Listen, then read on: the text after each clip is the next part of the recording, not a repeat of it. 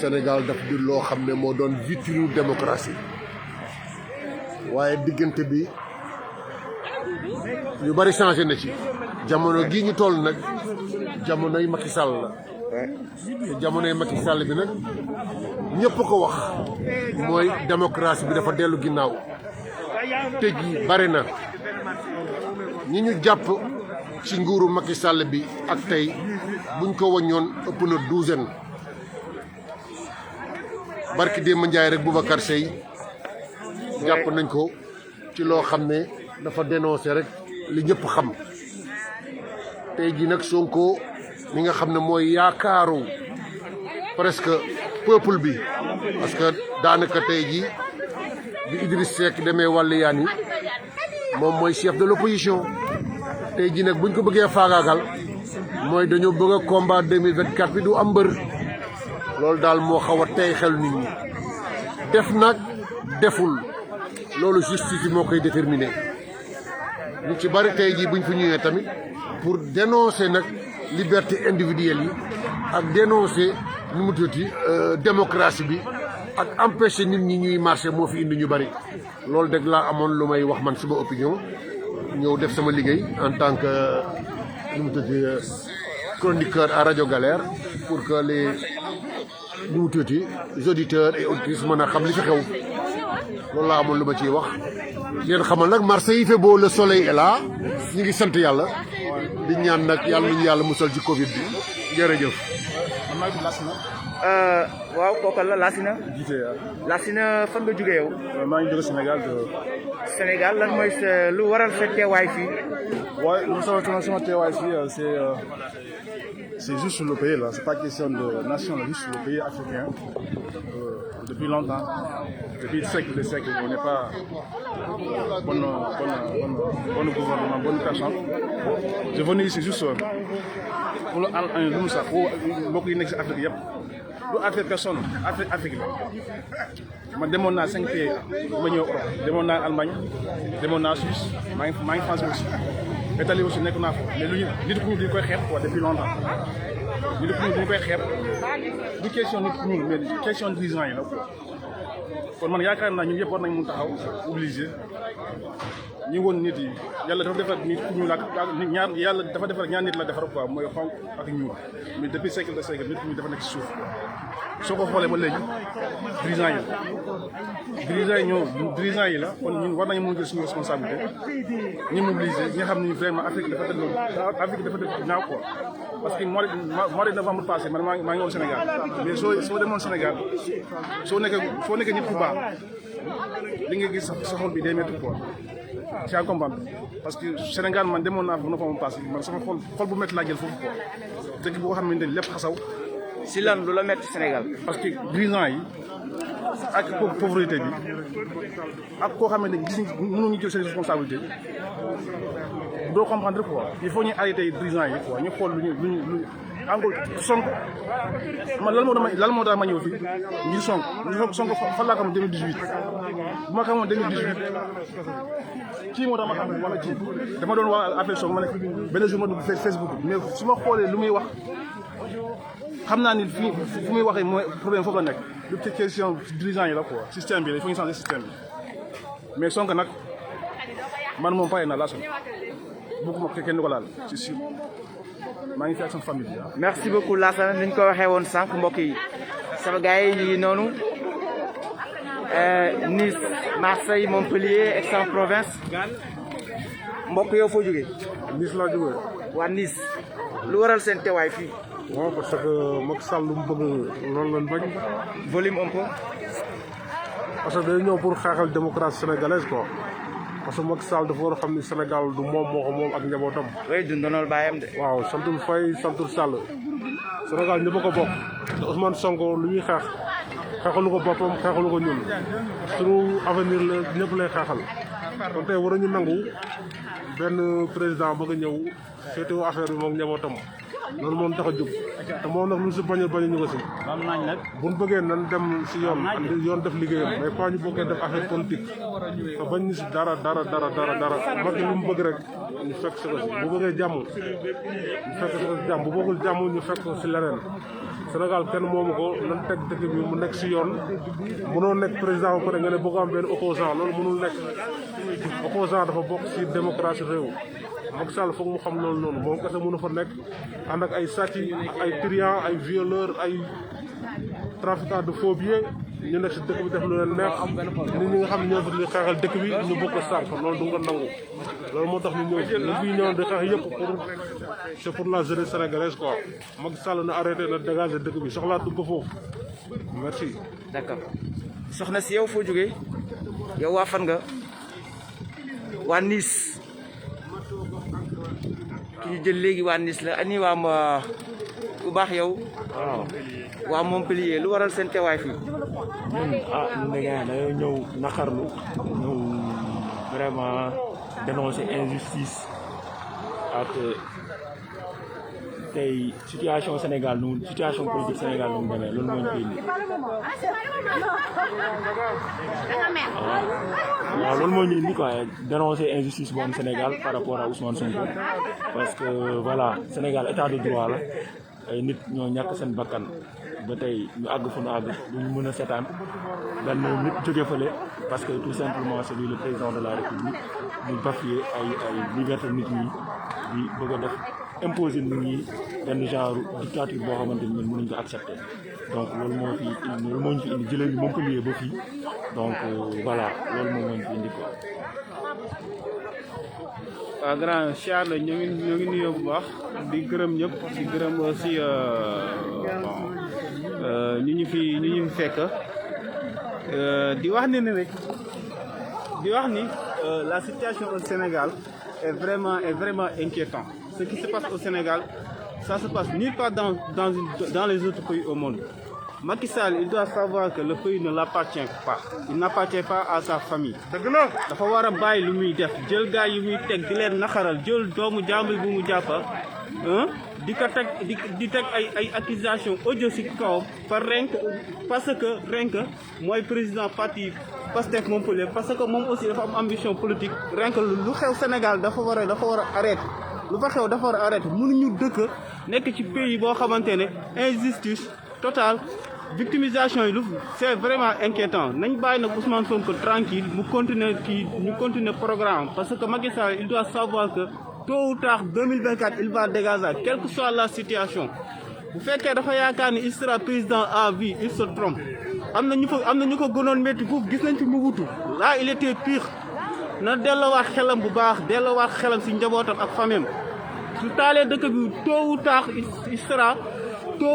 il va payer les conséquences.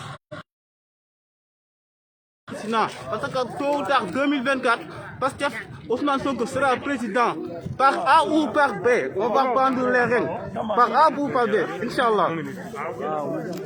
waaw ñun dañ ñëw fii nii Tidiane Mané dañoo ñëw fii pour défendre le projet de Pastef défendre Ousmane Sonko ñu wax ne Ousmane Sonko Macky Sall du ko laal Macky Sall bu ko laalee dañuy dal ci kawam dal ci njabootam dal ci autorité yi ci dal boobu nag léegi lay tàmbali ba 2024 ba 2050 ba 2060 Macky Sall il sera pas ici éternellement bu laalee Sonko na xam ne à vie dafa am combat ak ñun dinañ ko attaquer sa famille dinañ attaquer la famille de sa femme kooku jusqu'à 2060 jusqu'à 3000 dinañ ko attaquer Macky Sall il ne sera pas ici éternellement bu laalee Sonko il aura affaire à nous il aura affaire à nos enfants il aura affaire à nos petits-fils kooku ñun dañ ko déclarer c'est une guerre bu laalee Sonko dinañ dal famille am dinañ dal ci seen autorités yi dinañ def lu bon Macky Sall bu laalee Sonko dinañ def lu bon. mais est-ce que yéen d'accord ngeen ñu lever illimité par d'accord wuñ ci parce que y a pas un fondement. waaw parce que lu tax ma wax ko dañ waroon jël les procès-verbaux de la gendarmerie dañoo waroon entendre le député Maodo Malick Mbaye mu jiite ANAMO kooku parce que c'est son neveu moom moo demoon jël si Adji Sarr mais kooku il est impliqué indirectement donc kooku dañ ko waroon déglu à l'Assemblée nationale waxuñ loolu ñu naan dañuy lever immunité parlementaire nañ ko lever Moustapha Niasse il est en danger sa famille man xam naa ko parce que dem naa këram Moustapha Niasse man xam naa ko xam naa sa famille donc ñooñu ñëpp ñoom Moustapha Niasse autorité yëpp lay wax ils sont en danger parce que ñun on va pas arrêter là jusqu'à 2060 dinañ jaar seen kër ñoom ñëpp xam nañ leen on a répertorié leur adresse et on va agir et ils verront qui nous sommes. D'accord. Oui. D'accord. Mbokk yow. waaw sama sëriñ. oui tur bi d'abord. man Jules laa tudd Souleymane. Souleymane oui. waaw. mais qu'est-ce que tu veux que je te dise à part que ñun Macky Sonko du ñu gën a gore. quand même du ñu nangu ko ñu gën a gore man ñun ci dëgg rek la ñuy dox te on voit que ne Sonko c'est notre dernier espoir alors moi j'appelle à tous les Sénégalais surtout de la diaspora gars yi foo leen mën a nekk génn leen yor leen seen i xorom ku wax ngeen waay saa waay bëgguma man di saaga xam nga mais il faut que Macky sache que nous on est prêt à tout pour défendre notre Sonko c'est même pas Sonko qu'on défend c'est le projet nous c'est le projet moo ñu soxal et ñun ci on sait que le Sonko moom rek moo ko mën a yor waaw leneen lépp nag ay caaxaan la ay de viol ak machin nous on s'en fout chacun a sa vie privée voilà celui qui n'a rien fait qu'il me jette la première pierre. lan ngeen di xaar tey ci assemblée est-ce que d'accord ngeen ñu lever immunité parlementaire du coup. Immunité parlementaire pour moi c'est pas un problème qui n'ont qu'à le lever ça va rien changer après le problème c'est que. mais est-ce que di ngeen bàyyi gars yi def ko d'abord est-ce que nangu ngeen ko. Man, honnêtement, sur ce point-là, non, bon, je suis pas d'accord, mais s'il y a lieu, moi, il n'y a pas de souci, c'est pas quelque chose qui me dérangerait. Mais le problème, c'est le fond. Le fond, c'est que Sonko, il a un projet et les Sénégalais y adhèrent. On va jusqu'au bout de nos projets. Ça, c'est sûr et certain. D'accord. Donc, ñoo ko gisandoo ñoo ngi toujours Marseille Vieux-Port gis ngeen présenté nañ leen différentes délégations yi fi teew muy waa Nice waa Montpellier ba ci Aix-en-Provence dinañ ñu jël tout à l'heure dinañ ñu jël tout à l'heure am na ñëpp ñu ñëw. waa Lyon ñoom tamit am na nekk si yoon bi ah. waa Lyon. waaw finalement fii lañ ñëw. waaw ñoom fii lañ ñëw. d'accord kon ñoo ko déggandoo waa Lyon aussi donc mel na ni Côte d'Azur bi yëpp a ngi fi ah. Cannes aussi on est là. Ouais. Montpellier aussi. Cannes ouais Montpellier jël nañ leen léegi Nice tout à l'heure. ouais bu baax yow nga di lan. waaw Cannes laa jógee. ouais donc voilà donc dañuy ñaalu la xew nii. Macky Sall le président il veut fi jaar donc il faut que la dictature ça s'arrête. ouais donc. volume. dëgg bi xam nañ ko donc bëgg nguur jarul yenn yi Sonko bàyyi ko tranquillement donc voilà il a les projets pour le Sénégal donc pour réew mi yëpp avec nos futurs donc soxlawuñu leneen lu dul jàmm donc qui continue son programme donc loolu lañu ñaan voilà arrêter la dictature vive le Sénégal waaw vive le Sénégal vive le Sénégal vive le Sénégal. Vive l'avenir. Et vive l'avenir. Voilà. Et pour nos futurs aussi. C'est lui le solution. Voilà, c'est lui la solution. d'accord donc ba tey grand noo tudd. man Coly Fadi. Coly fan nga jógee. fii Marseille. fii Marseille ouais. d'accord lan moo waraloon teewaay bi fii ginnaaw bi. Pour commencer déjà j'étais un grand soutien de Macky Sall. ouais j'étais un membre de l'APR. waaye tey boo gisee tey ma daal di rejoindre ñu di dox ci réew mi jëmul kër. kenn mënut a diriger gouverner réew mi ci anam yi mënuñ koo nangu mënuñu bañal Abdoulaye Wade démb lu mel nii tey ñu koy nangul Macky Sall waaw Macky Sall dafay mën diriger réew mi ci anam yi ñu ko fi tegee wasalaam mënu ko nag fitna dina yeewu ci réew mi te dina xam ne moom moo yàq réew lii ñu bëgg a teg Ousmane Sonko du yoon politique rek mënu koo jaar te képp ku nekk Sénégalais waroo ko nangu man loolu waral tey jii nii ma ñëw rejoindre ñi doon patriote parce que yenn yi mënuma ko nangu. d'accord ku baax yow.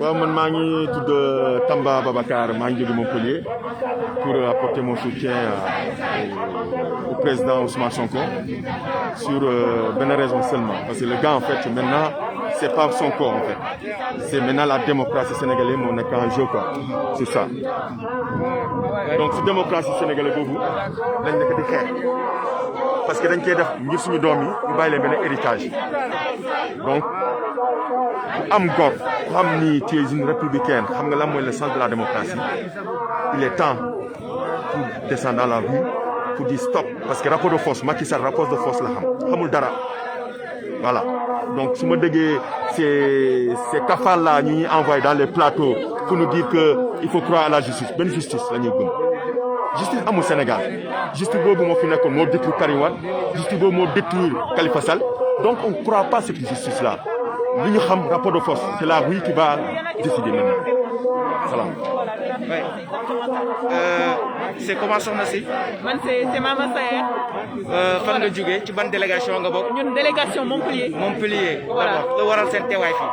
Li waral suñu teewaay en fait c'est parce qu'on a constaté un recul de la démocratie. Voilà, un recul de la démocratie.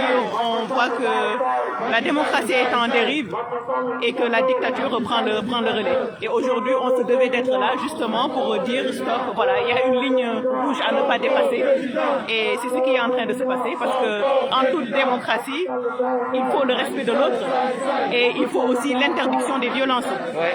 Les violences doivent être interdites et aujourd'hui, qu'est-ce qu'on constate? C'est qu'on a de la violence et nous disons non à la violence, non à la manipulation, non à tout ce qui est antidémocratique.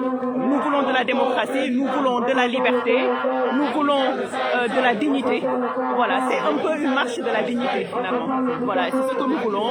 Et partout, et à chaque fois qu'on verra que la liberté est bafouée, on sera là pour dire non. Est-ce que d'accord ngeen ci li ñu bëgg a def mooy lever immunité parlementaire Sonko? En fait, c'est très difficile parce qu'en fait, si tu veux, c'est un dossier on ne maîtrise pas, mais pour que nous lever immunité parlementaire, il faut déjà des preuves. Je ne sais pas si aujourd'hui les preuves sont assez conséquentes pour pouvoir déclencher en fait la levée d'immunité. C'est juste par rapport à ça. Donc, par contre, de toute façon, moi, j'ai l'intime conviction qu'il faut laisser faire la justice si elle est impartiale. De toute façon, aujourd'hui, c'est preuve contre preuve. Hein. Voilà, si on a assez de preuves, pourquoi pas. Mais aujourd'hui, force est de constater que les preuves n'y sont pas. On n'a pas les preuves pour pouvoir lever l'immunité. Donc, d'accord, vous n'êtes pas d'accord? Je ne me prononcerai pas parce que de toute façon, il faudrait, parce que je ne connais pas de toute façon toutes les informations et voilà, du dossier. C'est pour cette raison, juste pour ça. Merci beaucoup. Voilà. Sonko président.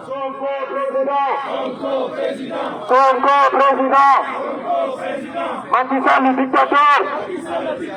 Macky Sall le dictateur. Macky Sall le saay-saay. Macky Sall le saay-saay.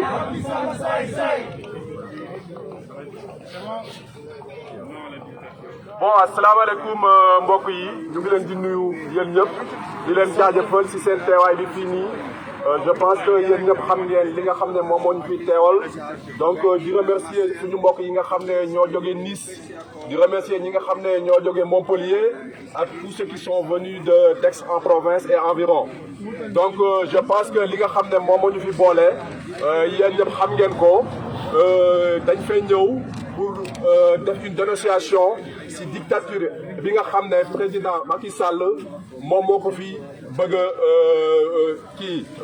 moom moo ko fi saxal donc loolu noonu tout Sénégalais toute Sénégalaise épris de justice et bien soucieux de l'état de droit et de la bonne gouvernance doit vraiment dénoncer cette forfaiture.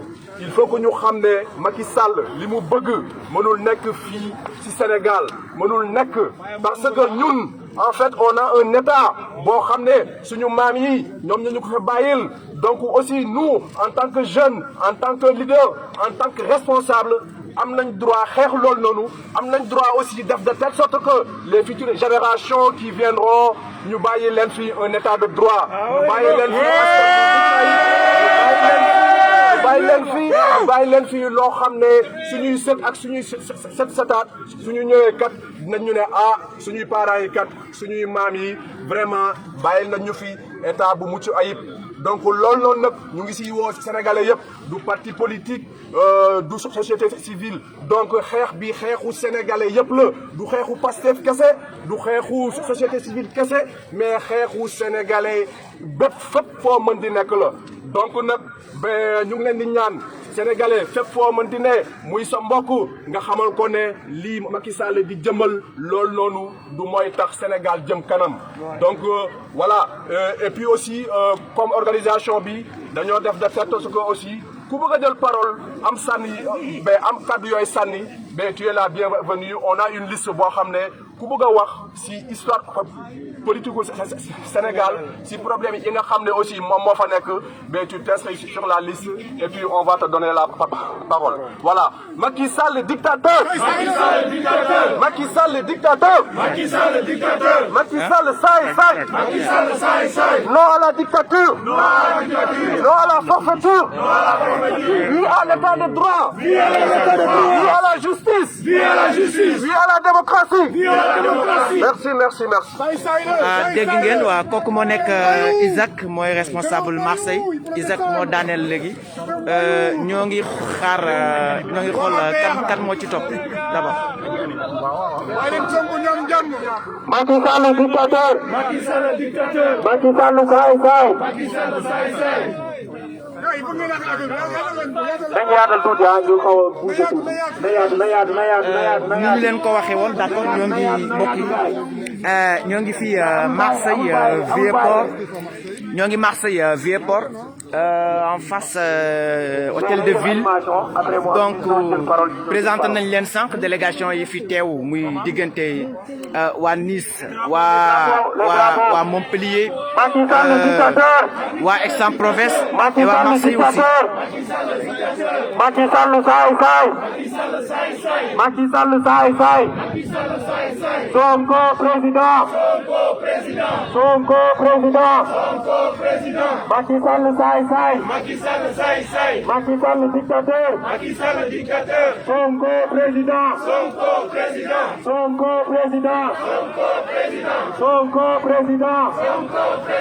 Macky Sall dictateur. Macky Sall saay. Macky Sall dictateur. Sonko président. Macky Sall saay.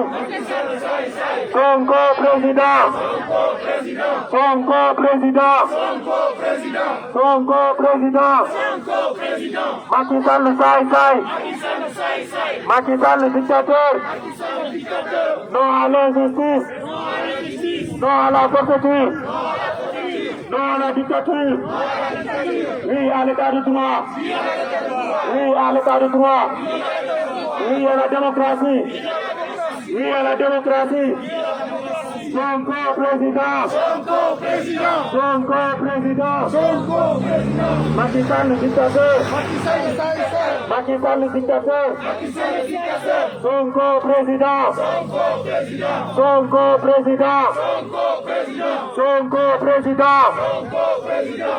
Voilà. ñoo ko déggandoo Macky Sall dictateur Macky Sall violeur ndax mooy njëkk a violé constitution du Sénégal ñu déglu délégation yi fii teew léegi.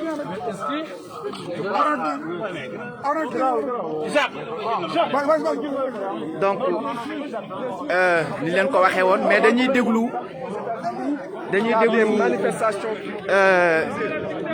dañuy déglu le grand Ibou Diop nekk responsable APR Nice ñëw tey ak forte délégation excusez-moi le grand Ibou Diop nekk responsable Pastef à Nice. non du saaga parce que dañu wax léegi APR dégage. Voilà, je suis en colère parce que je ne suis pas en état de la non dañu ni léegi APR dégage. donc ton erreur donc. APR dégage. Donc grand Ibou Diop responsable Pastef Nice. Oui, nous sommes aujourd'hui à Marseille pour dénoncer les dérives autoritaires du régime de Macky Sall. Vous savez, dans cette affaire qu'on appelle maintenant l'affaire Ousmane Sonko, il y a deux volets. Il y a le volet judiciaire et le volet politique. Nous, ce qui nous concerne, c'est le volet politique. Parce que tout simplement, il y a deux jurisprudences. Am na affaire bu nga xamante ne affaire jurisprudence bu Karim Wade parce qu'au Sénégal, vous avez aujourd'hui ce qu'on appelle le délit d'ambition. Toute personne qui a une ambition pour le Sénégal, qui constitue simplement une entrave pour Macky Sall. Macky Sall tout simplement troisième mandat. Et qui sont des personnes dignes de confiance qui sont tout simplement prêtes à le défier. Non, il faut que nous devons faire nous disons non, non. C'est la raison pour laquelle, à Nice, à Montpellier, à Aix, on a voulu comme venir grossir les rangs de nos camarades de Marseille pour dire non. Basta de Fadjot. Vous savez, il y a l'appel du 18 juin 1940 de De Gaulle. Dorénavant, il y aura l'appel du 7 février 2021 de Ousmane Sonko depuis Dakar. Il faudra résister, mais résister par tous les moyens. Inch'Allah, on gagnera. Merci. Batikana. D'accord, nous avons des gondos.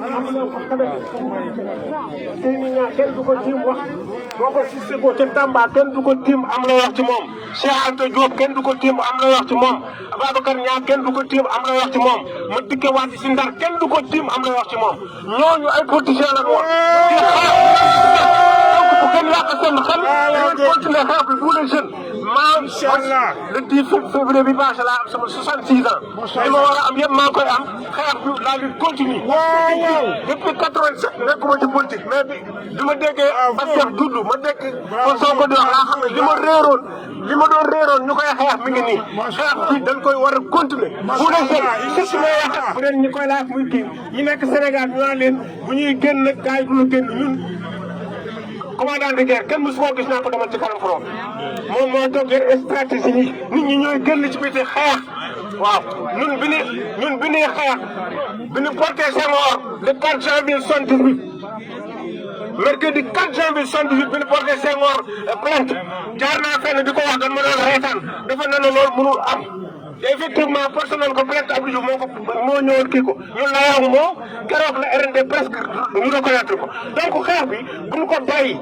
te li ñu doon xeex tey la gën a pire Macky Sall Senghor sax li mu doon def tey la gën a yées fi ñu nekk tey li mu leen jox ñooñu sax mën ñu ko leen topp la lutte continue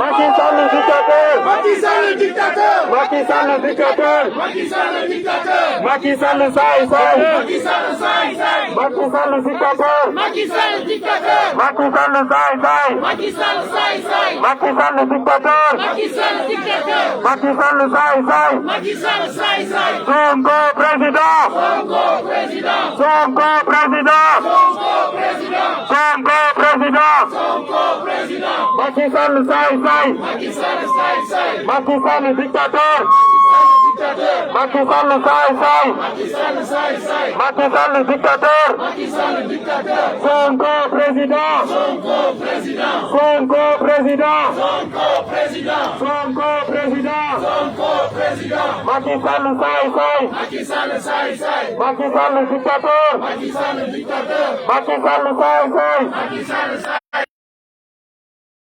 président Sonko président Sonko président Sonko président Sonko président Macky Sall le saay-saay Macky Sall le saay-saay Macky Sall le saay-saay Macky Sall le saay-saay Macky Sall le dictateur Macky Sall le dictateur Macky Sall le saay-saay Macky Sall le saay-saay Macky Sall le dictateur Macky Sall le dictateur Sonko président Sonko président Sonko président Sonko président Sonko président Sonko président Sonko président Sonko président Macky Sall le saay-saay Macky Sall le saay-saay Macky Sall le saay-saay Macky Sall le saay-saay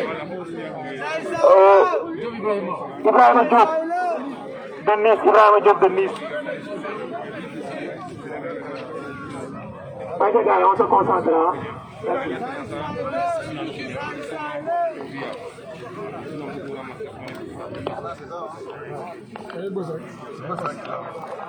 Oui, allô, assalamu alaikum. Waaleykum salaam wa rahmatullahi. Les Marseillais, vous êtes où? Où sont les Marseillais? Ils sont là. Les Marseillais, vous êtes où? Les Marseillais, les Marseillais. Où sont les Niçois? Où sont les Niçois? Je vois pas les Montpellier.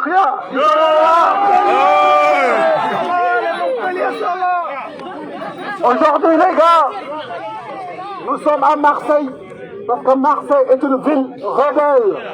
Nous sommes à Marseille aujourd'hui parce que Marseille est une ville de résistance. Les gars, l'histoire a retenu l'appel du 18 juin 1940. Désormais, l'histoire retiendra l'appel du 7 février 2021 d'Ousmane Sonko. Nous sommes là pour la volonté d'une seule personne qui s'appelle Macky Sall. Vous savez, dans l'affaire aujourd'hui qu'on appelle l'affaire Ousmane Sonko, il y a deux volets. Vous avez le volet politique et le volet judiciaire. Nous, ce qui nous concerne, c'est le volet politique. Parce que Macky Sall a décidé aujourd'hui que toute personne qui a une ambition, cela constitue un délit. Au Sénégal, aujourd'hui, les camarades, vous avez ce qu'on appelle un délit d'ambition. Maintenant, vous avez deux jurisprudences. Vous avez le cas Karim Wade et le cas Khalifa Sall. Et Sonko ne sera pas l'année de sacrifice. Il faut qu'on soit debout. Il faut qu'on soit unis. Merci. Abraham Al-Assar vient de dire qu'elle ne sera pas. Ousmane Sonko, Inch'Allah, ne sera pas le dernier agneau de sacrifice. Maintenant, il faut qu'on se mobilise. Le combat se gagnera sur le terrain. Sur le terrain. On ne peut pas accepter aujourd'hui un président qui est là, fut-il un président qui veut tout simplement aller au combat tout seul. Le combat dépasse le parti PASTEF. On appelle toutes les personnes, mais je dis bien toutes les personnes, au-delà même de notre clivage politique. Parce qu'aujourd'hui, il y a des personnes qui sont là et qui ne sont pas encartées, qui ne sont pas passées. Ces personnes sont là parce que ce que nous défendons, c'est l'intérêt de la nation. De toute l'Afrique. Maintenant, ce qu'on vous demande aujourd'hui, c'est de rester mobilisés, de rester unis, de travailler. On l'a fini, lui rentre ci dëkk bi la jëm. Bien sûr. Il faut gars yi ñu jàpp ci jéem a xeex jéem a taxaw te xam ni tey jii ku nekk mën na laa dal mi ngi mel ni waa Khalifa Sall bu ñu taxawee ne duñ si jàpp keneen taxaw ne duñ si jàpp olof yi nee na sa këru xarit buy laq boo toogee sa kër ne sama yoon nekku ci boo moytul dina bu paree sa kër lay laq donc combat du combat ñëpp la li tey suñu xel nag mooy que Macky Sall dafa bëgg a utiliser affaire yi def ko mu nekk tout simplement benn combat politique ñun am na loo xamante ne duñ ci wax parce que Sonko ci boppam nee na bu jotee dina ci wax mais li ñu intéressé en tant que politique mooy nekk ci terrain bi mobiliser wan ñu ko tey jii lu mu ko jaral nañu lu ko ëpp. waaw Alex Sibir peut-être que njariñu Sénégal duñ ko fekkee mais au moins suñuy doom dañuy xam ne bi bañ jotee taxaw nañ bañ. loolu mooy am solo. mbokk yi Sénégal dañ ko tabax ci at yu bari mu nekk dëkku jàmm du ñu nangu Macky Sall day ñëw daal di koy yàqal moo xam ku mu ci doon tey jii li ñu war mooy na yoon taxaw loolu la ñuy ñaan Marseille waa Nice nee nañu waa Montpellier nee nañu aujourd'hui on a préféré venir grossir vos rangs pour wane ñu ñëpp benn lañu voilà te mbooloo mooy doole xeex bi xeexu ñëpp la ku toog sa kër nag fi mu toll nii mais sama yoon nekku ci Alex Sibir peut-être yow moom la ñuy téye daal di tëral voilà Macky Sall le dictateur Macky Sall le dictateur mais cette fois-ci du dem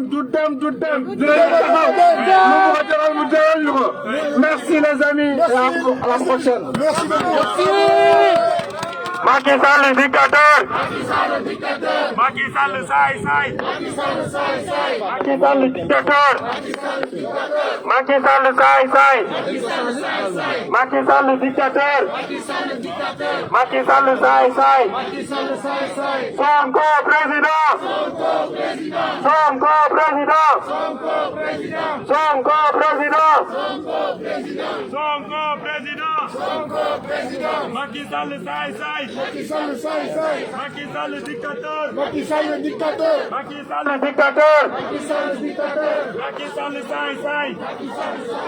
Sonko président. Sonko président. Sonko président. Sonko président. Sonko président. Sonko président. Macky Sall dictateur. Macky Sall dictateur. Macky Sall dictateur. Macky Sall saay saay. Macky Sall saay saay. Macky Sall saay saay. Macky Sall saay saay. Sonko président. Sonko président. Sonko président. Sonko président. Sonko président. Macky Sall saay saay. Macky Sall saay saay. Non à la dictature. Non à la dictature. Non à la Oui à la démocratie. Oui à la démocratie. Oui à la démocratie. Oui à la démocratie. Oui à l'état de droit. Oui à l'état de droit. Oui à l'état de droit. Oui à l'état de droit. Oui à la démocratie. Sonko président. Sonko président. Sonko président. Sonko président. Sonko président. Sonko président. Macky Sall saay saay. Macky Sall saay saay. Macky Sall saay saay. Macky Sall saay saay. Macky Sall saay saay. Macky Sall saay saay. Macky Sall dictateur. Macky Sall dictateur. Sonko président. Sonko président. Sonko président. Sonko président. Sonko président. Saay saay le. Sonko président. Sonko président. Macky Sall saay saay. Macky Sall saay saay. Macky Sall saay saay. Macky Sall saay saay. Macky Sall dictateur. Macky Sall dictateur. Macky Sall dictateur. Macky Sall dictateur. Sonko président. Sonko président. Sonko président. Sonko président. Sonko président. Sonko président. Macky Sall dictateur. Macky Sall dictateur. Macky Sall saay saay. Macky Sall saay saay. Macky Sall saay saay. Macky Sall saay saay. Macky Sall saay saay. Macky Sall saay saay. Macky Sall saay saay. Macky Sall saay saay. Macky Sall dictateur. Macky Sall dictateur. Macky Sall dictateur. Macky Sall dictateur. Sonko président. Sonko président. Sonko président. Sonko président. Sonko président. Sonko président. Sonko président. Sonko président. Nous avons maintenant monsieur Donc, yaa ngi ci biir. Madame Mama Saye.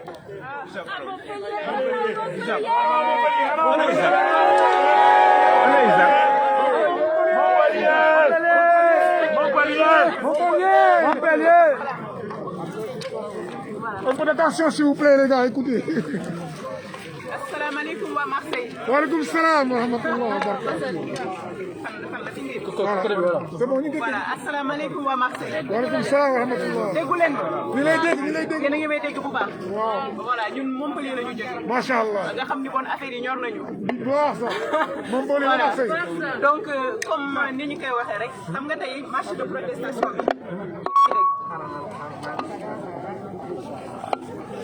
Voilà. Ils ont peut-être 2 heures de route, hein, 2 heures de route. Hein. Donc on a fait 2 heures de route. Les Marseillais qui dorment là, les Marseillais qui dorment là, sortez. Hein. Le son. Voilà, donc assalamu alaikum wa Marseille. Wa alaikum salam wa rahmatullah. Voilà, ñun Montpellier la ñu jógee donc def 2 heures de route donc affaire yi xam ngeen di ñor nañu. Voilà, c'est un cri de cœur. Tey su fekkente ne ñu jël 2 heures ñëw fii c'est parce que vraiment am na lu ñu ñor. Voilà, am na lu ñu ñor parce que dañu gis ni démocratie ci Sénégal dafa nekk di reculer. Dañu gis ni léegi injustice dafa bëgg commencer sax te loolu yëpp xam nañu ni ñun tant que ñu ngi gis injustice dinañu gis suñu dinañu gis seen yoon parce que on est là pour justement c'est bon pour justement dire que am na ay limites yoo xam ni kenn mënu ko dépasser kenn waru ko dépasser parce que c'est quoi la démocratie? La démocratie c'est le respect de l'autre. La démocratie c'est l'interdiction de la violence et aujourd'hui qu'est-ce qu'on remarque? C'est qu'il y a de la violence, c'est qu'il y a de l'injustice et nous disons non. Nous voulons de la dignité. La dignité, en fait, de toute façon, doit être notre mot, en fait, notre ligne de conduite. Aujourd'hui, on ne laissera personne bafouer cette liberté. Donc, non à l'autoritarisme, non à la monarchie. Vive la démocratie, vive la liberté, et vive la justice.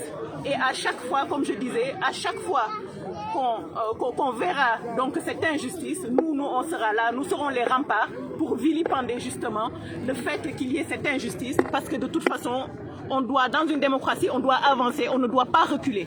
Voilà, donc de toute façon, c'est non négociable. Voilà, et je vais terminer pour remercier justement la ville de Marseille de nous avoir donné cette opportunité de nous exprimer. Donc vive la liberté et vive la démocratie. Voilà.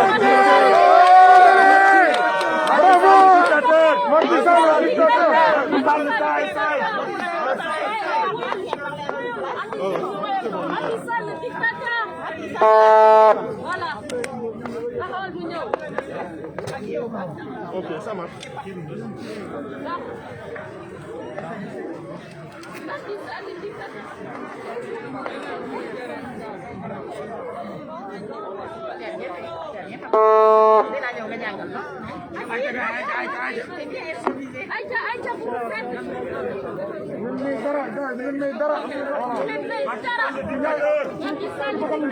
Macky Sall saay saay. Macky Sall dictateur. Macky Sall dictateur. Macky Sall saay saay. Macky Sall saay saay. Macky Sall dictateur. Je sais même pas franchement. Ana Malick Ba. Malick Ba Malick mi ko léegi xam nga ko. Oui fa grand Malick. Si je le vois wala ma ko gis. Macky Sall dictateur. Macky Sall saay saay. Macky Sall dictateur. Ya si. Macky Sall saay saay.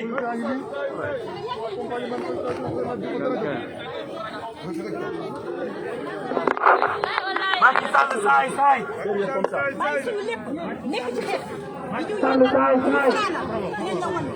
Sénégal fu mu yàq tànkam rek fu mu yàq taawam am na lu ko waral waaye nag amuñu lu ñu wax ak yow ndax da nga jël gouvernement bi noot ko jël justice bi noot ko xam nga ñan la ñuy waxal député yi maa ngi ñëw wax ak yéen ndax gis ngeen combat bi yéen a ñu koy xeexal yéen ñi toog assemblée nationale ñu fay na suñu xaalis immunité parlementaire bu Ousmane Sonko dinañ xam ndax di ngeen ko yëkkati wala du ngeen ko yëkkati wasalaam. Macha Allah.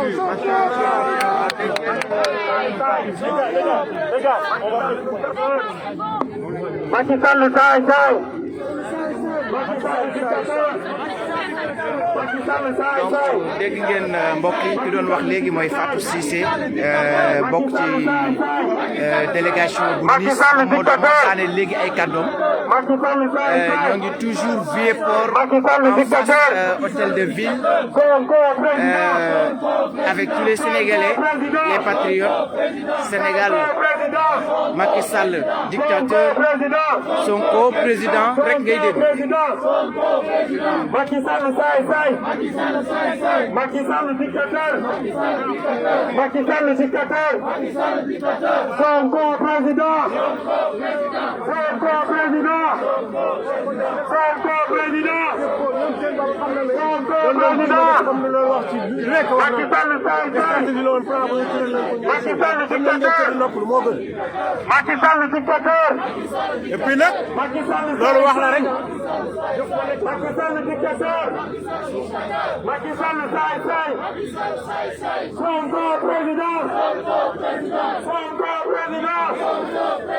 Sonko président. Sonko président. Sonko président.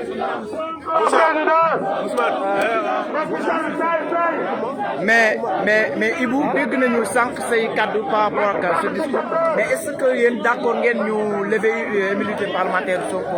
Je pense que le président Sonko lui-même d'accord là-dessus. Il a déjà dit actuellement nous, si l'Assemblée décide de lever son immunité parlementaire à 10h05 ñu daal di dem wuyu yoon moom li mu leen di laaj mooy tout simplement Sénégal il faut ñu tàmmal leen yoon loolu kese la mais mënoon na xëy même la leen di dem wuyu ji mais il faut mu tàmmal leen yoon moom moo tax nañu ko lever. mais d'accord dégg nañu Ousmane président Sonko wax loolu mais est-ce que ni ñu ko sosoloo nii est-ce que d'accord nañu ñu lever immunité am nii pour rien en fait. non lii dañ ko sosal la mais il y a ce qu'on appelle une présomption d'innocence jusqu'à preuve du contraire.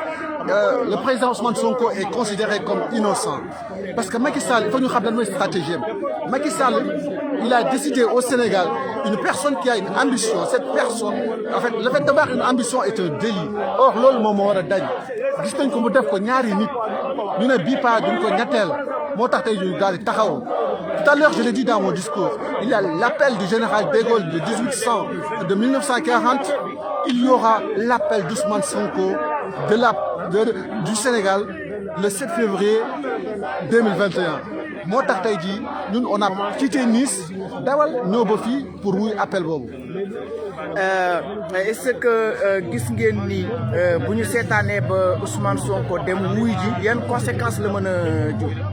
ñun pour l'instant on fait confiance à la justice voilà yoon daf ko woo pour déglu ko buñ ko lever citoyen la parce que ñun volet judiciaire bi j'ai pas tous les éléments dans la mesure où duma juriste duma avocat mais li nga xamante ni xam nañ ko gis nañ ko ci procès yi xam nañ ko ci loolu mais dara newu ci dara amu ci on fait confiance à la justice moom il est justiciable amul beneen nationalité Sénégal la dëkk dina dem wuyu voilà partout malheureusement nous avons quand même une justice qui est aux ordres du pouvoir mais à chaque fois qu'il y a des magistrats qui sont couchés mais am na ay magistrats yu xamante ne qui sont debout pour défendre seen corporation pour défendre seen profession. lu Sénégalais yi war a yeewu ci intention Macky Sall li tax ba muy éliminer ni ay adversaires politiques. parce que moom daf cee bëgg a nekk ba faw def Sénégal jaaru royaume du buur du buum yi bu toogee bu ñu seetaan yi dina toog ba doyal woo Amadou Sall doom ji toog ba doyal mu woo doom ji jigéen ji xaw ma nu mu tudd maa ko tuddee Macky Sall mu woo Macky Sall mu toog ba pare sax mu woo jabar ji nu mu tuddati sax Marème Faye ñëpp toog loolu duñ ko nangu duñu ay jaam moo tax ku nekk da nga war a taxaw ku taxaw naa naan sama yoon nekku ci yaa ngi seetaan te mën naa dal ku nekk mbir mi yaa Ousmane Sonko dañ koy jàppale mais au-delà même de Ousmane Sonko man je vois même des personnes de l'APR ñoo xamante ni mais ñi ngi fii di manifester wu parce que c'est l'état même de droit qui est en jeu actuellement c'est pas Ousmane Sonko mais c'est l'état de droit le volet judiciaire Ousmane Sonko ak ay avocats dinañ dem tontu ci mais il y a un volet politique bu nga xamante ni ñëpp la concerné donc cette manifestation doit transcender même les clivages politiques au Sénégal ñu koy ñaawlu carrément di woo ñëpp nañ ci taxaw. jërëjëf Ibrahima Diop responsable Pastef Nice dégg nañu kàddu yooyu ñu tataane ci moom sa dernière parole looy wax sénégalais yi lay seetaan à travers le monde. voilà à travers le monde li ñuy wax mooy ku nekk fi nga nekk yaa xam nooy xeexee Ousmane Sonko le président bi muy woote dafa ni ku nekk fi nga nekk yow war nga cee xeex. waaw nit ki nag naa la xamal ñaa la bu lay dàq jotul lu mu yor la ko sànni actuellement ñun lii la ñu am mais dañ koy def pour wane ni l'opinion internationale que Sénégal dafay xew di jàmm ki fa nekk bu ñu ko defoon li ñu ko def nii tey jii du nekk président maintenant basta c'est fini stop dafa doy on en a marre de ce régime vivement 2024 qu'il dégage loolu la ñu amoon tey lu ñuy wax moo tax ñu def déplacement ni jógee Nice waa ñu jógee Montpellier daal di ñëw ñu jógee Aix daal di ñëw ñu daje fii ci Marseille parce que Marseille est une ville rebelle Marseille est une ville de résistance moom moo tax symboliquement ñu préféré daal di ñëw fii jàppale suñu mbokk Marseille noonu la demee fépp ci diaspora bi am na ay manifestation waa Paris ñu ngi manifesté ñu ngi manifesté waa États-Unis waa Italie waa Sénégal ñëpp duñ ko may dara te lu mu ñu may ñu jël ba mu jeex tàq. Merci beaucoup. De rien. Merci beaucoup Ibou Diop.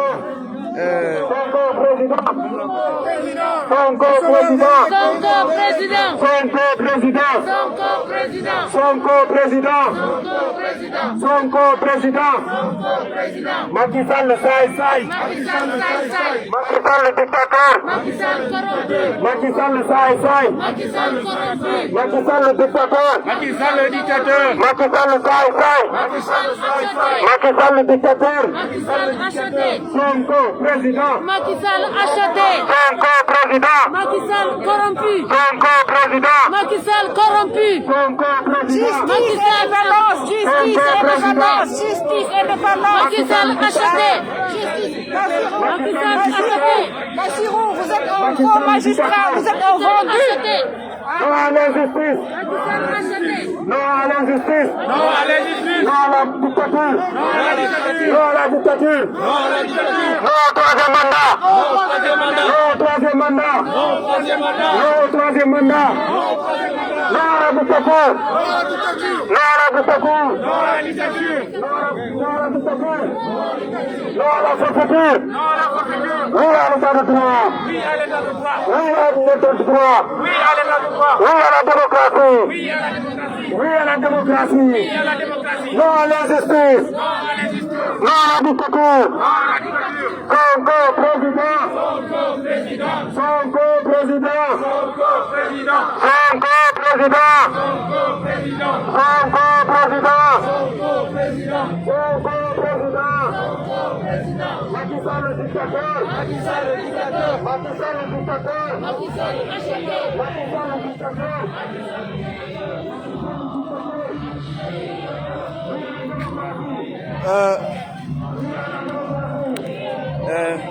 dégg ngeen li nga xamante ni moom la ñu jëlee ci sénégalais yi ñu feeñal seen naqar donc jàngat bi nga ci am rek mooy kenn kontaanul Macky Sall kenn kontaanul actuellement parce que Sénégal à travers le monde entier boo nee Sénégal dañ naan réewum teranga la li waral ñu naan Sénégal réewum teranga la jàmm jooju fa nekk président Macky Sall tey jii nar nga ñu ko xañ bëgg nga ñu ko xañ parce que lii nga xamante ni yaa ngi koy nas di ko togg bu ñoree fi mu jëmee réew mi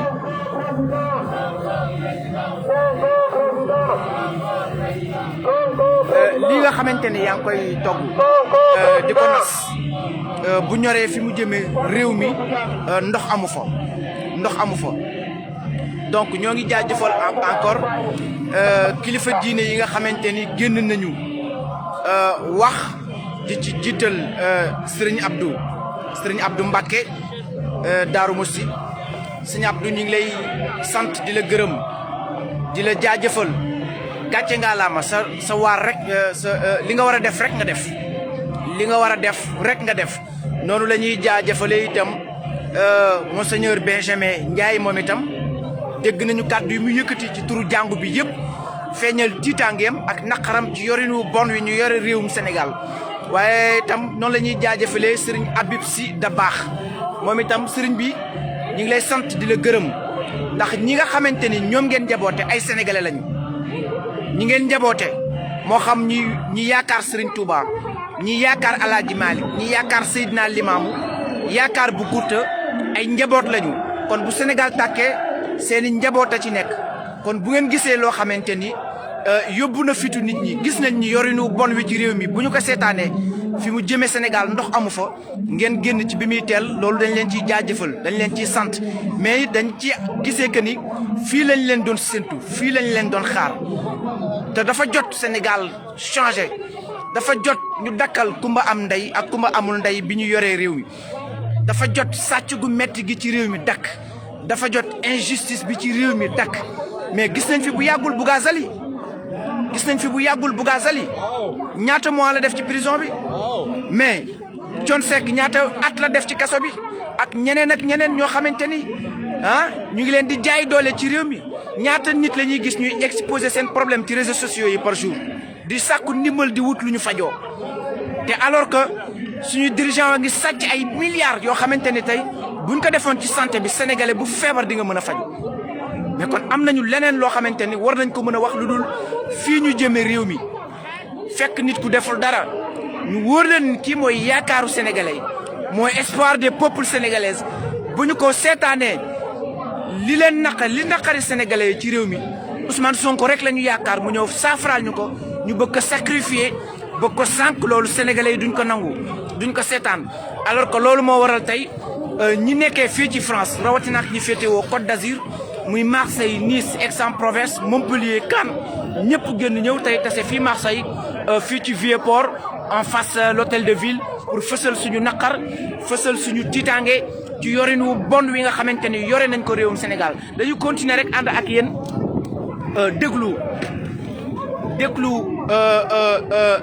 déglu sénégalais yi nga xamante ni tey patriotes yi nga xam ni ñoo fi daje tey di feeñal seen naqar.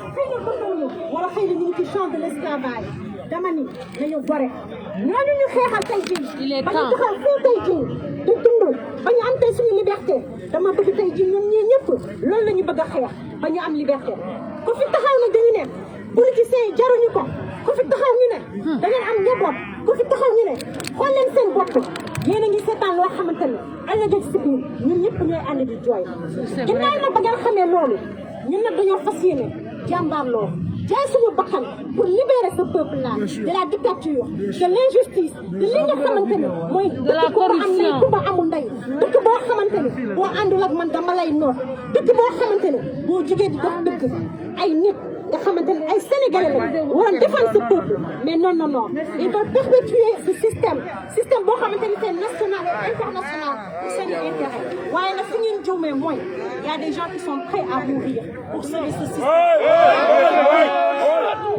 Il y a des gens qui sont prêts à mourir pour sauver ce peuple neexul de ndax kenn bëggul dee sénégalais bëggul dee waaye nag am na ñoo xamante ni suñu bakkan bi la ci def léegi nag loolu yëpp mu dakk nag dama bëgg yéen député yi suñu rek la des ndax ñun ñii nekk di xeex ci dëkk bi bu fekkente nag dañoo lever immunité parlementaire Ousmane Sonko de façon injuste parce que ñëpp tey xam nañu c'est injuste di remercier ñi nga xamante ni ñooy les enquêteurs jaaraama yéen heureusement que corps boo mënti dem y a des gens intègres ils avaient fait une enquête boo xamante ni amul kenn ku koy warante xale yi jàng sax xam nañu enquête bi dafa setal Ousmane Sonko le gynécologue donc heureusement jaa ngeen jëf ndax ci seen domaine médical y a des gens intègres rapport bi wane ni ni viol amul dañoo bëgg nag ñoo xamante ni ginnaaw bi nga xamante ne lii fa setal Ousmane Sonko dañoo fas yéene nag ñu nangu ngeen lever immunité parlementaire Ousmane Sonko yéen député yi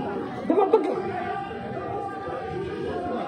ngeen wax ma lii est-ce que ñun da ngeen di fay suñu xaalis pour que ngeen di jël doomu aadama député ak li député fooree ak li institution législative fooree ñu leen naan lever leen immunité parlementaire ci ñàkk fayda ah non non non non on ne va pas l'accepter ñun ay légaliste lañ on avait dit bu fekkente ne lever leen immunité parlementaire Ousmane Sonko dina dem muy ji waaye nag sur la base des faits solides tey jii c'est sur du néant sur du zéro kon tey jii bu fekkente ne da ngeen nangu ñu lever immunité parlementaire Ousmane Sonko ñun dinañ gën a jàmbaarloo te su boobaa nag lu ci waay xam naka bootee doomam moo tax yéen député yi la stabilité de ce pays dans ce dossier di Sonko ci yéen la des Assemblée nationale boobu ngeen nekk ngeen xamante ni ñun ñii amuñu fa accéder fay leen coow li nu ngeen koy fayee mooy ngeen juste ngeen intègre yéen nag majorité mécanique bi yi ngeen xamante riba ngeen di lekk waxuma ak yéen Tata Mame Diarra Fam ce message s'adresse à toi Tata Mame Diarra Fam dama bëgg le jour où ils vont lever l'immunité parlementaire de Ousmane Sonko sur du faux dama bëgg nga taxaw nga téye Assemblée nationale nga blocus ko nga jaxase ko nga këpp caméra yi nga këpp micro yi nga jaxase Assemblée nationale ba nga xamante ni kenn du lever immunité parlementaire et ce jour-là tu demeureras dans l'histoire du Sénégal comme tu l'as toujours fait Tata Mame Diarra Fam député yi nekk Assemblée nationale est-ce que gis ngeen kii di Adji Sarr nga xamante ni elle est victime yéen ñi ngeen xamante ne vous êtes à l'Assemblée nationale c'est député mécanique yéen tey ji seen wareef moo doon ngeen jël ñu mel ne Adji Sarr ngeen dimbali leen ngeen protéger leen contre des prédateurs sexuels ngeen protéger leen contre des dictateurs mais ngeen protéger leen contre des corrupteurs yéen di nekk Assemblée nationale ñaata xale ñoo nekk ci Sénégal comme Adji Sarr nga xamante ni elles sont livrées à elles-mêmes. C'est pas de sa faute d'avoir perdu une maman. C'est pas de sa faute de n'avoir pas eu l'éducation qu'il fallait. Ouais, non. C'est de votre faute, vous. Donc, elles pouvaient être récupérées. D'une fille de diaspora, combien de filles nous ont maintenu? Il y a des structures qui sont là pour récupérer ces enfants-là. T'as dit, Adji Sarr, vous avez une structure de suivi pour maintenir. Nous avons topoto, moi, nous avons mis moi, pour rien à Taïdji, pour amener à maintenir. Le monde de fit. boo waxee moom yedd ko xale bi di nga mën a jënd ko ci ay raay ñu dem ba nga xamante ni elle s'est exposée sans conscience. jël nga xamante ni exposé Ousmane Sonko elle a fait le sale boulot. Ils ont utilisé sa faiblesse lan mooy faiblesse am ñàkk lan mooy faiblesse am ñàkk am yar bi nga xamante ne moom la waroon am. utiliser ko. yéen les députés qui sont à l'Assemblée nationale. vous les femmes tata Mame Diarra Fam xoolal ñi nga xamante ne y a beaucoup de femmes qui sont victimes de l'abus de pouvoir. Waouh, parce qu'il y a beaucoup d'hommes nga xamante ni fi ñu leen teg qu'est-ce qu'ils font? Ils utilisent sexuellement les femmes ñu di leen jël parce que am na fu ñu leen féetee defal li wala doo ko am. yaa naa ñi nga xamante ni seen dignité mi ngi ak ñoom waaye am na ñoo xamante ni amuñu seen jikko bi nga xamante ne war nañ ko def ci ñoom de ce fait ces gens-là elles tombent dans le piège.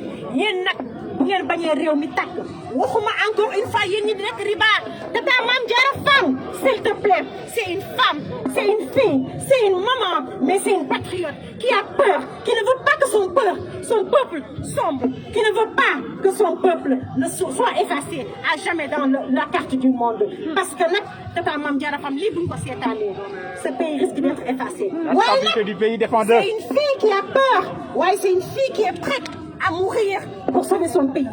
Ousmane Sonko, sache que on pleure à ta place.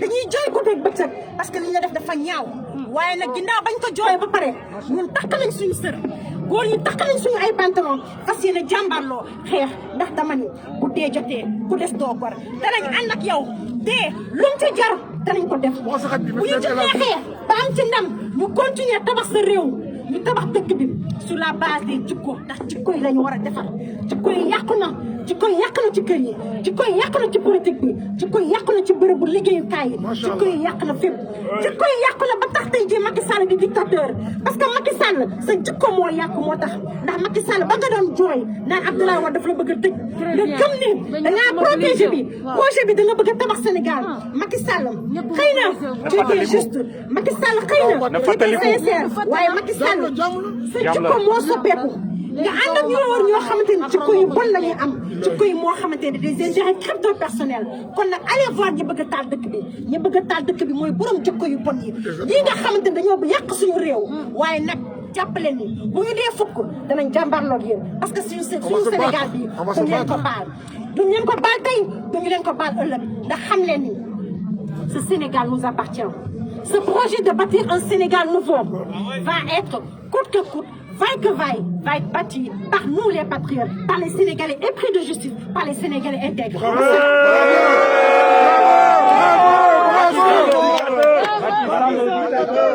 Macky Sall saay saay. Macky Sall dictateur. Macky Sall dictateur. Macky Sall saay saay. Macky Sall saay saay. Macky Sall dictateur. Macky Sall dictateur. Macky Sall saay saay. Macky Sall saay saay. Macky Sall dictateur. Macky Sall dictateur. Macky Sall saay saay. Macky Sall dictateur. Macky Sall saay saay. Macky Sall dictateur. Macky Sall saay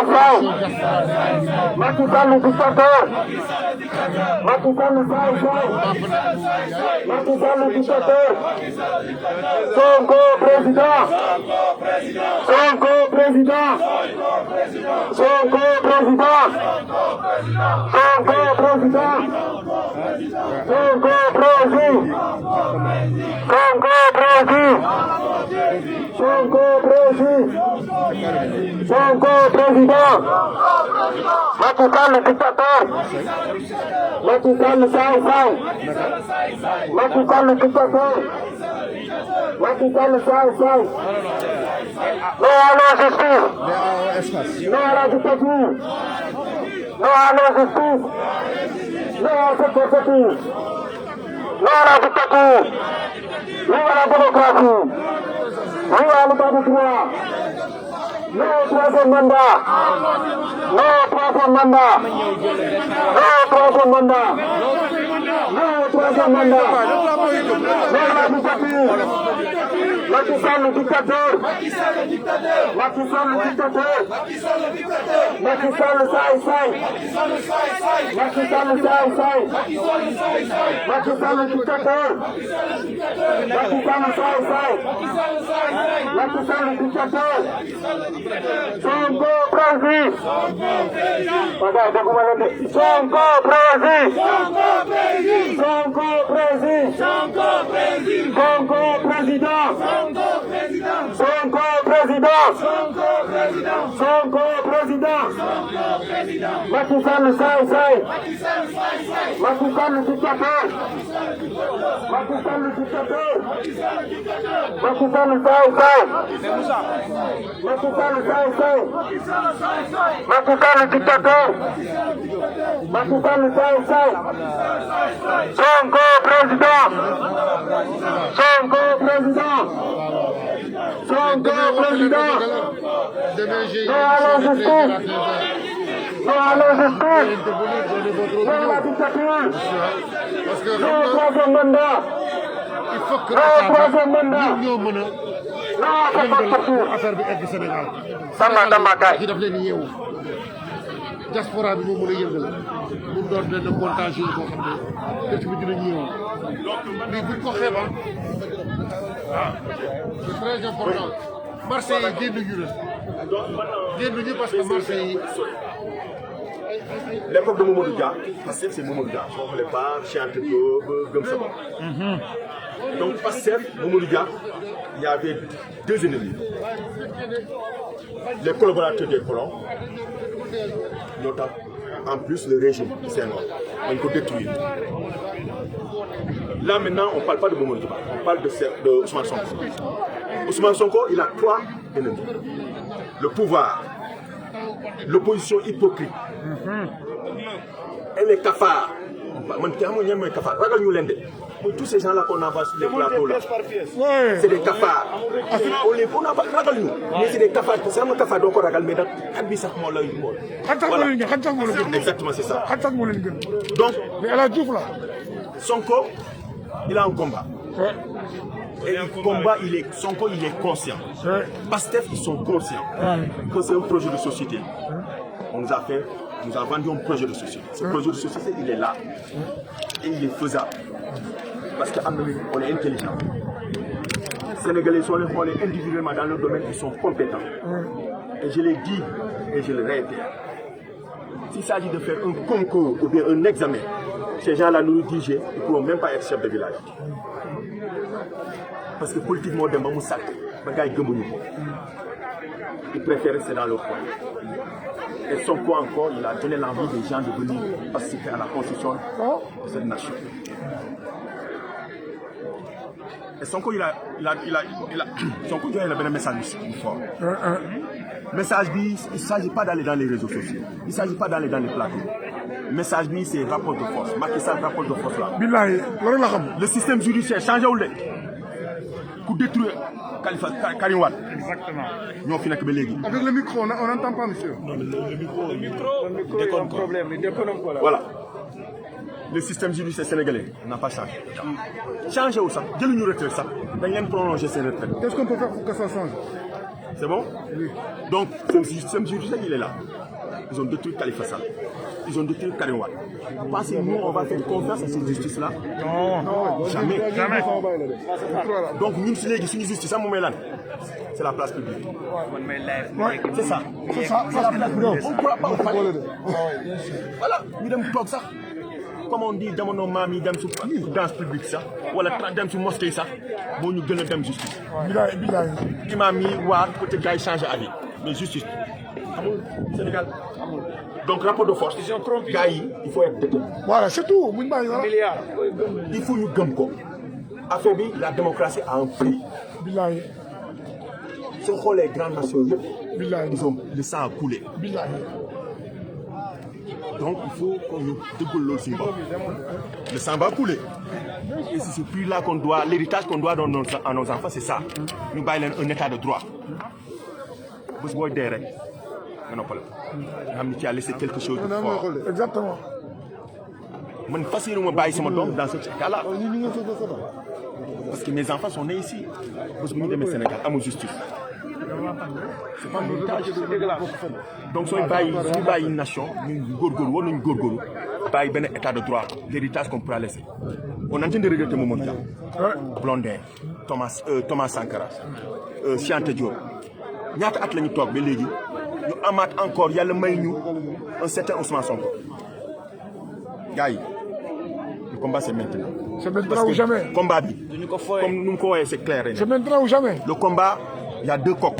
ci arène bi ku reculer rek ci soo ko xam banque ñun actuellement le combat bii mooy déterminant bi bii mooy avant dernier combat bi. C'est ça comme il a dit. On le gagne, on règle la question du troisième mandat. Billahi, c'est tout, c'est ça. Et les chiens. Et les chiens aussi. Les chiens comme il a dit. Toujours donc dañuy déglu maman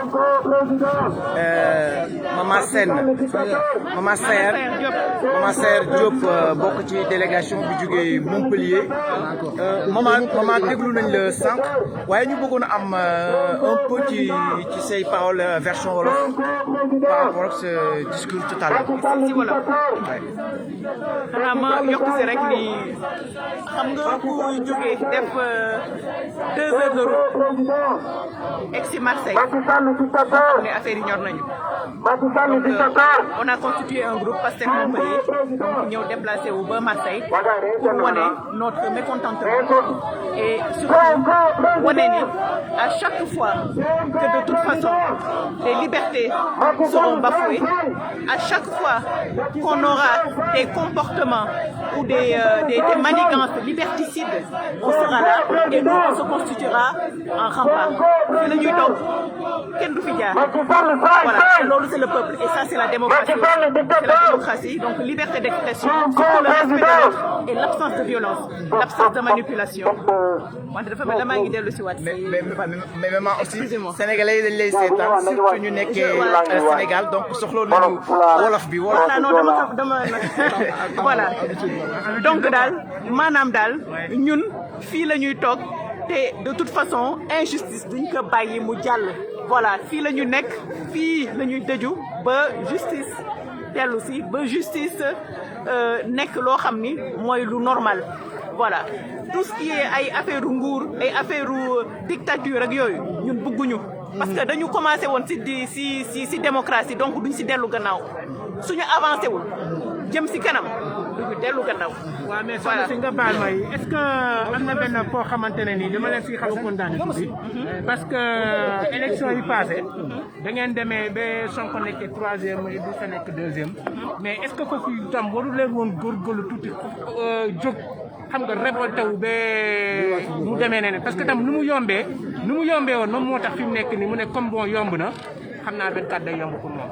non xam nga période boobu déjà Sonko am na ñu bare ñoo xam ni même man époque boobu nekkuma woon sax kii lu ñu koy waxee sax militant Pastef man def naa loo xam ni par exemple bi ñu waree dem voter 2019 dama dem ba bureau de vote ba je me suis rendu compte qu'ils m'ont amené à Marseille. J'ai fait le trajet j'ai fait le trajet pour venir voter si foofu nag si laa commencé intéressé wu si Pastef lu muy def ak Ousmane Sonko ma gis nag nit boo xam ne dafa jub xocc ñun loolu ñun ak projet bi aussi defal ñu projet boo xam ne ñun loolu la ñu doon xaar depuis peut-être indépendance yi amoon nañu ko porté woon mais ñooñu tey nekkatuñ fi parce que sàkkan nañ leen pexe voilà donc aujourd'hui si on voit cette personne qui koo xam ne dafa mel la benn messie mu mën ñu génne si note bi ñu note par nos dirigeants ñoo xam ne en fait il y a pas de justice dans la mesure où c'est toujours 2 poids 2 mesures kii par exemple yow fan nga gisee ni kenn ku ñu ni dañ la tuumaal viol ñu indi ay charge de combat teg sa kaw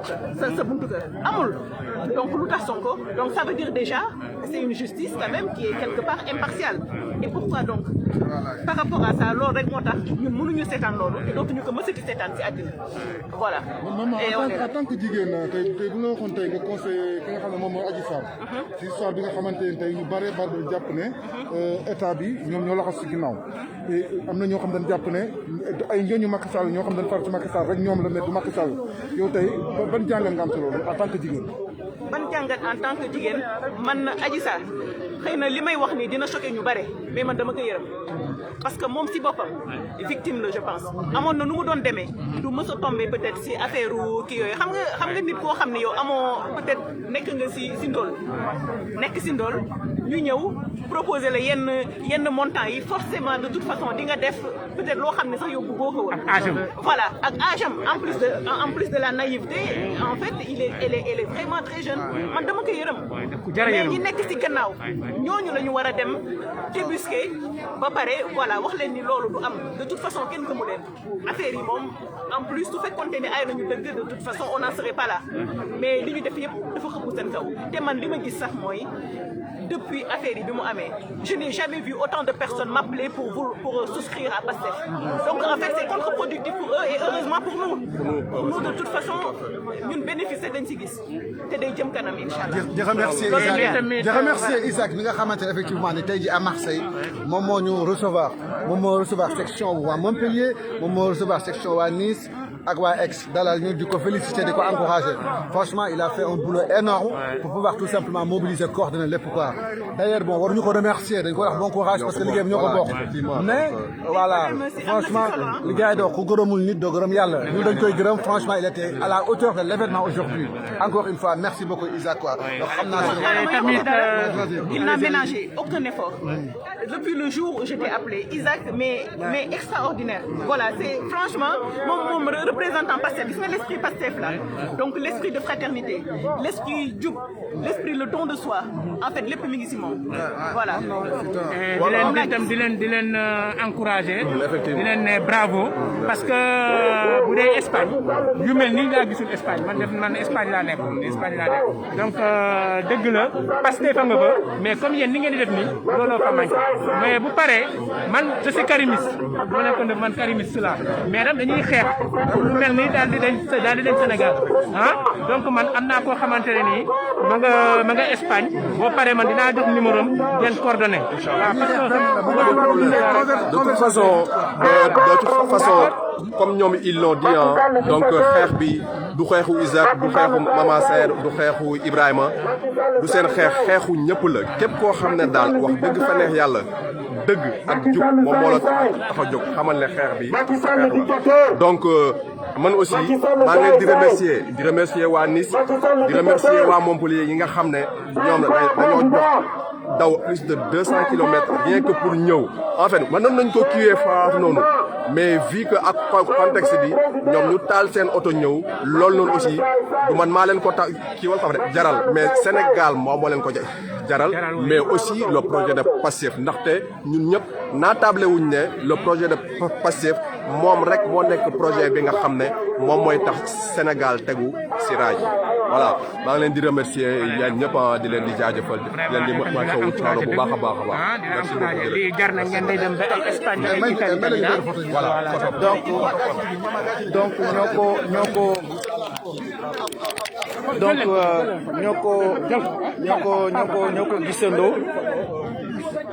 ñoo ko gisandoo moom la ñu.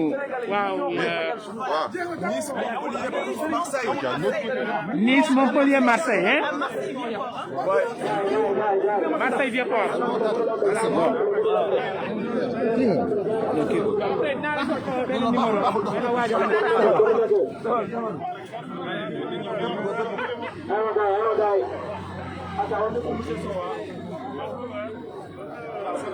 Attends.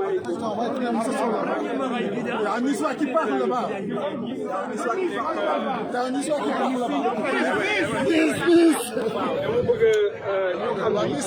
Politiciens yi xam ni il faut ñu respecter le peuple sénégalais. Exactement. Parce que boobu ba léegi dañ leen di fal jox leen suñu xaalis bu ñuy génn ñu tëj dëkk bi te bu ñu ñëwee yaakaar naa boo nekkee homme politique am pouvoir yooyu yëpp nag. booy combattre kii adversaire politique da nga koy combattre ci ay idées combattre ko ci ay actions yoo xamante ne ay actions yu nobles la yu honnêtes et qui vont avec l'intérêt du peuple sénégalais waaye mënoo ñëw ñu jox la suñu alal jox la suñu lépp nga toog ay nit di sàcc def lu leen neex bu ñu féetee ci sa boor nga làqaleen kenn mënu leen naan léegi bu ñu fekkee beneen boor ku leen dénoncé nga ne da nga koy jàpp da nga koy tëj. so kii ko daal kii ko ci ay ak ay sos rek. ay caaxaan mënut a nekk léegi nag politique boobu noonu lañ bëgg mu jeex fii quoi.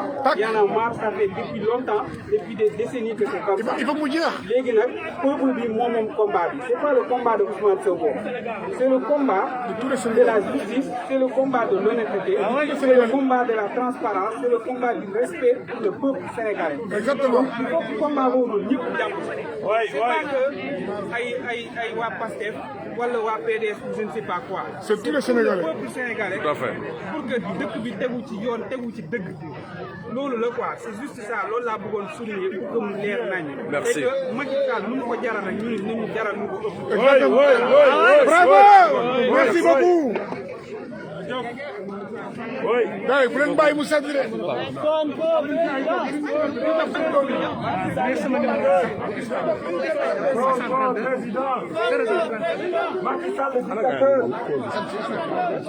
waaw daaw góor voilà. Macky Sall dictateur. ana daaw góor Sonko président. Sonko président. sa laay bi ñaar am na ay nit donc voilà ñoo ko gisandoo li ñu leen doon dikk depuis 3 jours tey ñoo ngi nii Marseille Vieux-Port en face hôtel de ville donc fekk si Isaac moom mi nga xamante ni mooy responsable Pastef Marseille dalal délégation yi fi teew yëpp moo xam mooy waa Nice waa Montpellier et waa Aix-en-Provence waa Caen aussi donc ñoom ñëpp ñu teew fi tey fësal seen naqar ak seen tiitaange ci yoruñu bon yi ñu yore réewum Sénégal foog naa ne aussi taxawaay bii waa Marseille am ànd ko waa Côte d'Azur moom la diaspora bi yëpp am donc moom la diaspora bi yëpp am donc Macky Sall ça va doyal nañu suur nañu demal